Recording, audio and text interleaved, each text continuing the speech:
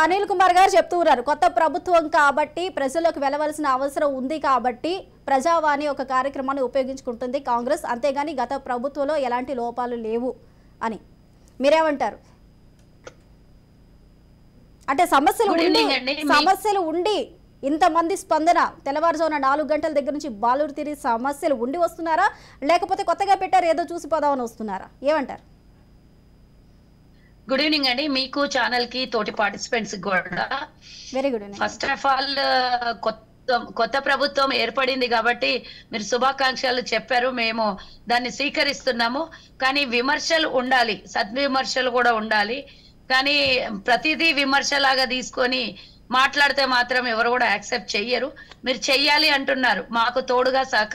సహకరించండి మేము 100కి 100% ప్రజల పక్షాన ప్రజల కోసం పనిచేస్తామని మేము చెప్తున్నాము చేసి తీరుతాం దాంట్లో ఎలాంటి సందేహం కూడా లేదు మీరు ఒక మాట అన్నారు ప్రజల కోసం పెట్టారా అసలు సమస్యలే లేవు కేసీఆర్ ప్రభుత్వంలో అంటే హ్యాట్సాప్ చెప్పాలి కేసీఆర్ ప్రభుత్వంలో సమస్యలు లేవు అని అంటే సుజాతక్క ఆ మాట నేను అనలే నేను వినలేదు నేను లైవ్ లో లేను తమ్ముడు నేను లైవ్ లో జాయిన్ అయ్యి మాటలకి రైట్ కొత్తగా పెట్టారు కాబట్టి ప్రజావాణికి వస్తూ ఉన్నారు ప్రతి చిన్న సమస్యని తీసుకొని వస్తూ ఉన్నారు గతంలో అయితే సమస్యలు లేవని చెప్తూ ఉన్నారు చెప్పారు కదండి అనిల్ కుమార్ గారు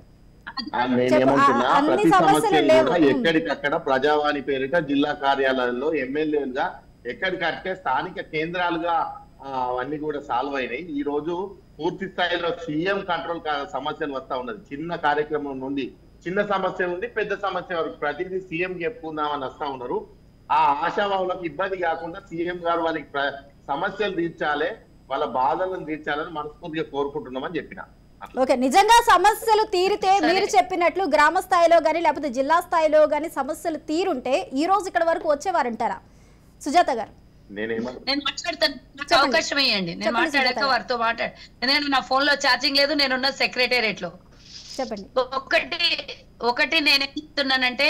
సమస్యలు లేకపోతే నిన్న కాదు మొన్నటి వరకు 6000 కంప్లైంట్లు వచ్చాయి 6000 కంప్లైంట్లు 4000 కంప్లైంట్లు ధరణి ఇష్యూ మీదనే వచ్చాయి ధరణి ఇష్యూలో సమస్య లేదు అంటే గుంట భూమి ఉన్నాడు గుంట సమస్యనే ఉంటది 10 ఎకరాలు ఉన్నోడికి 10 ఎకరాల సమస్యనే ఉంటది ఏ స్థాయికి తగ్గట్టు ఆ స్థాయి సమస్యనే ఉంటది మరి మేము మా బంధువుది మొన్న ఒక ఆయన నాకు ఫోన్ చేసి చెప్పాడు 2 ఎకరాల భూమి ఆయనదే ఉంది రైతు బంధు ఆయనకే వస్తుంది ఆయన పేరు మీద రిజిస్ట్రేషన్ అయ్యి ఉంది ఆయన ఫెన్సింగ్ వేసుకున్నాడు అన్ని ఉన్నాయి మరి అక్కడ ధరణిలో చూస్తే ఆయన పేరు లేదు మరి 2 ఎకరాలు అనేది చిన్న సమస్య అని అంటే నేనేం చేయలేను చిన్న సమస్యను కూడా వచ్చి చెప్తున్నారు అండి డెఫినెట్ గా సమస్య ఏదైనా పెద్దదైనా చిన్నదైనా మీరు గ్రామీణ స్థాయిలో లేకపోతే జిల్లా స్థాయిలో లేకపోతే నియోజకవర్గం స్థాయిలో మీ నాయకులు పెట్టి ఉంటే గనక ఇన్ని సమస్యలు ఎందుకు కనబడేవి ఎంతమంది అసలు మీడియా సోదరులు కూడా అక్కడికి వెళ్ళి చాలా మందితో మాట్లాడి కదిలిస్తుంటే ఎన్నో సమస్యలు వినిపిస్తున్నారు కాబట్టి మేమేమంటున్నామంటే సమస్యలు లేకుండా ఎప్పుడు కూడా ఏ పరిపాలన కూడా ఉండదు కానీ ఏనాడు కూడా గత ప్రభుత్వంలో ముఖ్యమంత్రి బయటకి రాకుండా సమస్యల్ని అడగకుండా సమస్యల మీద పరిష్కారం లేకుండా పరిపాలన చేసి ఎక్కడికెక్కడ నోళ్లు ఒత్తేసి ఎవరైనా పరిష్కారం కోసం వెతుక్కుంటూ వస్తే వాళ్ళని ఎక్కడికి వెళ్ళాలో కూడా తెలియనేటట్టు కలెక్టర్ దగ్గరికి వెళ్ళినా తిరిగి కాళ్ళు అరిగిపోతాయి చెప్పులు అరిగిపోతాయి కానీ కలెక్టర్లు సమస్య తీర్చలేదు కనీసం ఆ నియోజకవర్గ నాయకుల దగ్గర పోతే ఎన్నడన్నా పట్టించుకున్నారా ధరణి విషయంలో చూడండి మాకు తెలిసినటువంటిది 30 లక్షల కంప్లైంట్లు ఉన్నాయి అంటే అది చిన్న సమస్య ఎట్లయితుందో ఒకసారి గుర్తు చేసుకోవాల్సినటువంటి అవసరం ఉన్న సోదరా 30 లక్షలు ఒకటే కాదు అవి ఒక్కటే కాదు ఎన్నో రకాలుగా ఇప్పటి వరకు మీరు సన్నబియ్యం ఇస్తారని మేనిఫెస్టోలో పెట్టిను కానీ సన్నబియ్యం దేవుడు ఎరుగు కొత్త రేషన్ కార్డు ఒక్కడు కూడా ఇవ్వలేదంటే ఎంత చోద్యమో ఎంత ఆశ్చర్యమో ఒక్కసారి గుర్తు చేసుకోవాలి ఒకరు కొత్త రేషన్ కార్డు తయారు చేయనోడు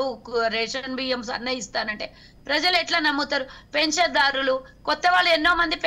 పెన్షన్దారులు వస్తారు వాళ్ళకి ఎక్కడ పెన్షన్లు కొత్త వాళ్ళకి చేయించారో ఒకసారి చెప్పాలి ఇలాంటి సమస్యలు చిన్నవి అనుకుంటే మనం ఇది చిన్న సమస్యను కూడా తీర్చకపోతే ప్రభుత్వం ఎందుకున్నట్టో ఒకసారి అర్థం చేసుకోవాలి